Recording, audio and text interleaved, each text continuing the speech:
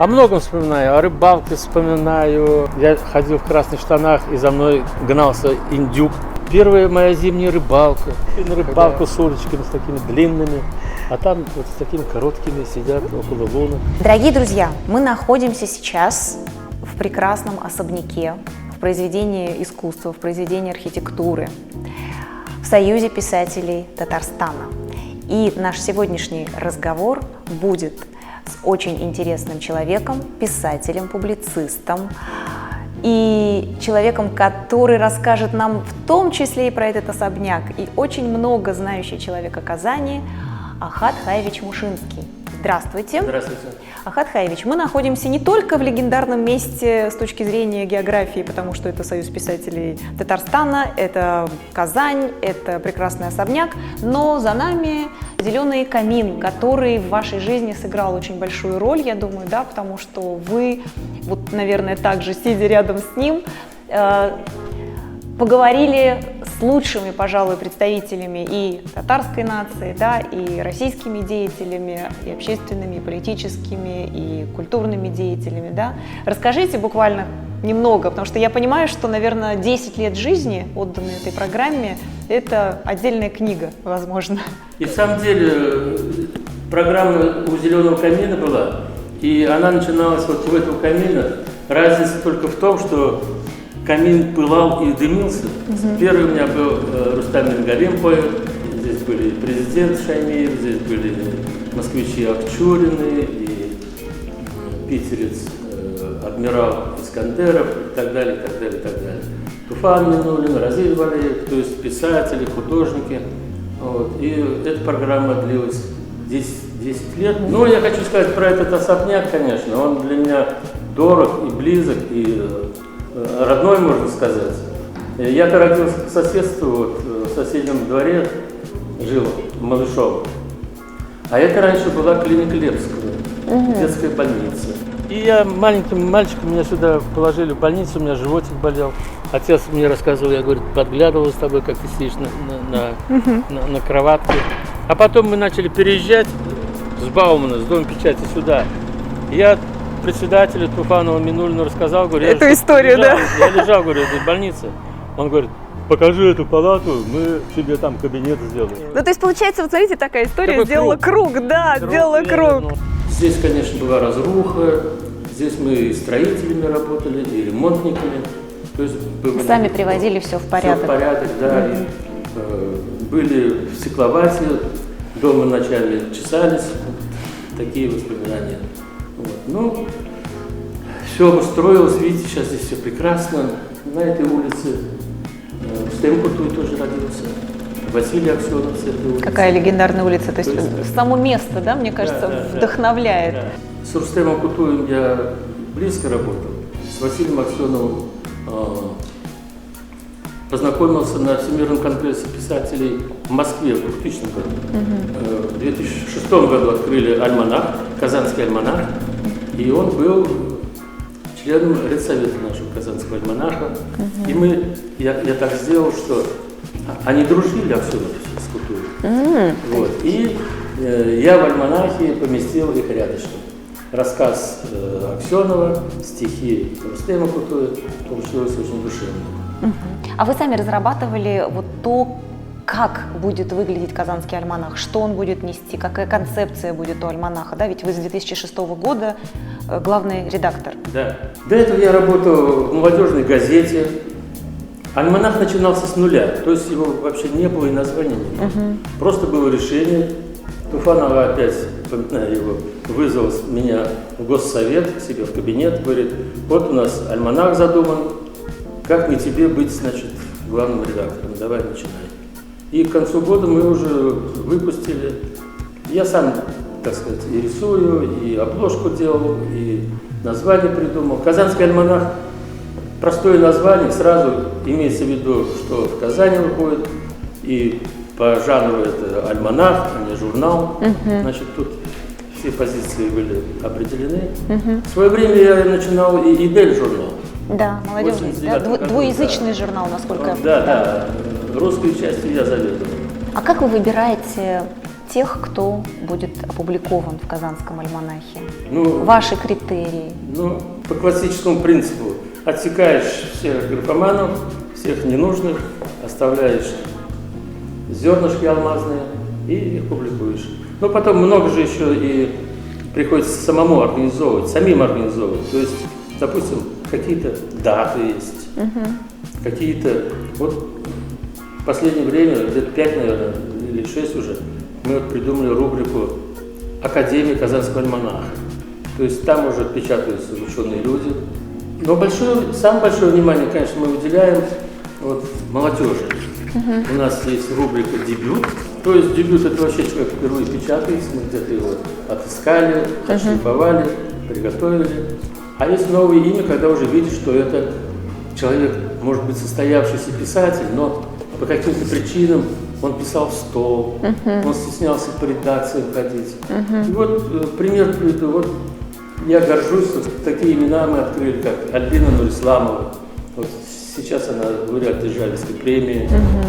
Уехала, правда, сейчас живет в Сербии. Вот. Или, допустим, Оля Иванова. Человек трилогию написал о повелительницах Казани. То есть о царицах Нурсултан, Гаухаршад, Сюембека. То есть исторические романы. И какое удивление, когда мы начали эти главы печатать в альманахе сначала. Потом мы отдали в Таткнигиздат. Ну, тут я же со всеми знаком. Да. Я договорился. Леонид Лерон, главный редактор «Бездың Мирас» журнала. И мой друг Мадарис Валеев стал переводить это на татарский язык.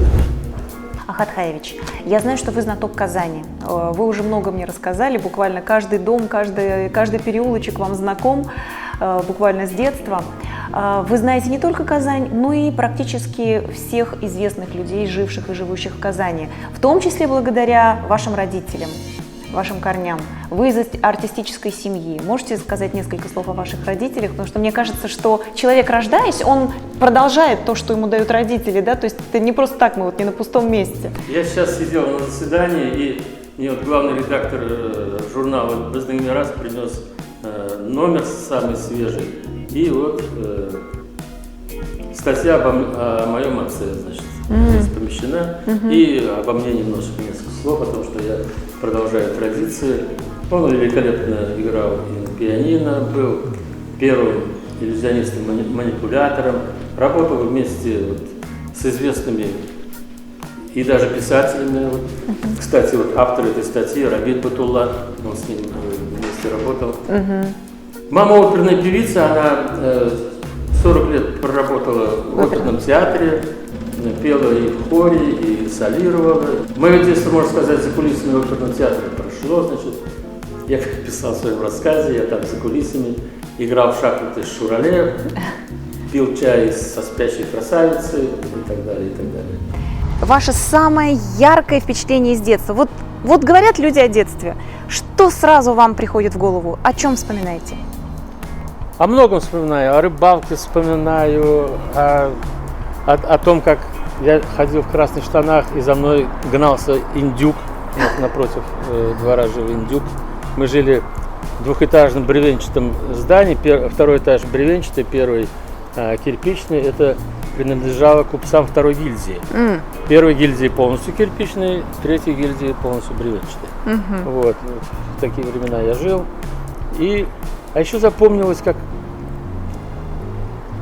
огромные катакомбы вырывали старшие ребята там, во главе с моим братом и в снегу. И мы залезали, значит, в эти... И там разводили костер. Сверху что-то капало, то есть вот это, в пещере вот этой снежной. То есть вот эти воспоминания. Первая моя зимняя рыбалка. И на рыбалку с удочками, с такими длинными. А там вот с такими короткими сидят около лунок. И все так просто, да? Да, интересно было. Ну, Волга расширилась у нас в 1957 году, когда перекрыли Куйбышевскую ГЭС, то есть плотину сделали. Казанка раньше была такой вертлявой речушкой.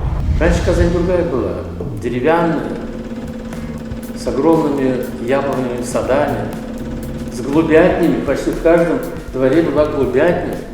И порхали, летали белые голуби. И их гоняли, мы шугали. Была совсем другая жизнь.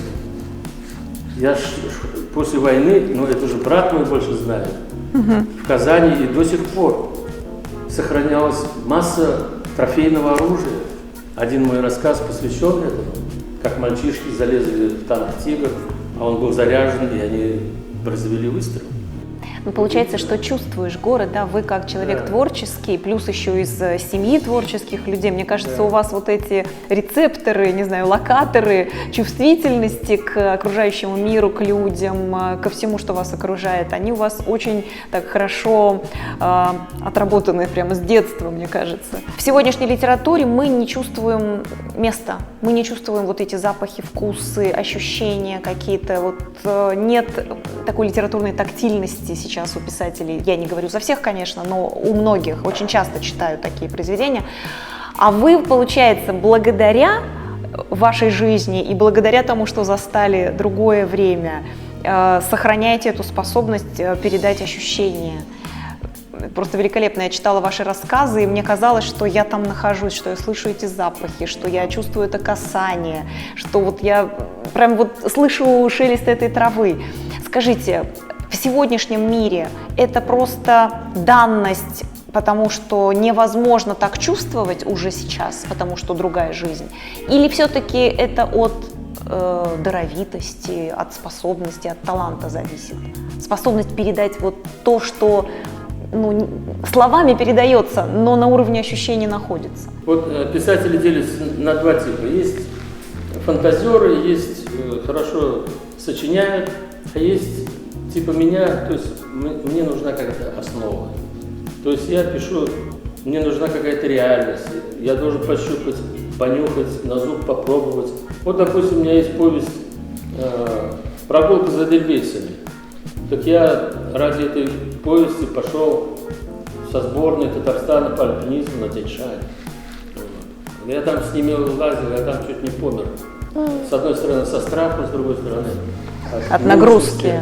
Да. Я чувствовал себя иногда лягушкой, вот этой путешественницей, которую на тростинке тянули. Вот. Ну и много пришлось преодолеть, почувствовать. Вот тогда материал, когда ты такой имеешь, уже рассказ или повесть, или роман, он получается уже достоверный. Уже ты предъявляешь такие детали, которые, не будучи, допустим, в горах, ты не можешь. Ты просто их не знаешь. Да, ты их не знаешь. Да. И самое главное же, чтобы читатель поверил в тебя. Для того, чтобы писатель стал настоящим писателем, ему нужен хороший жизненный опыт. Нет, я опять повторяю. Интересный жизненный опыт. Это мне нужно. Так. А есть писатель, кому не нужен. Вот он откуда что берется, начинает фантазировать, писать. Ну там, конечно, фэнтези идет, там, допустим, другие жанры какие-то. Ну, я сугубо на реализме иногда, конечно, и мистику делаю, и фантазирую, вот, но на жесткой реальной основе. Вот. То есть разные писатели, я вот к такой отношусь.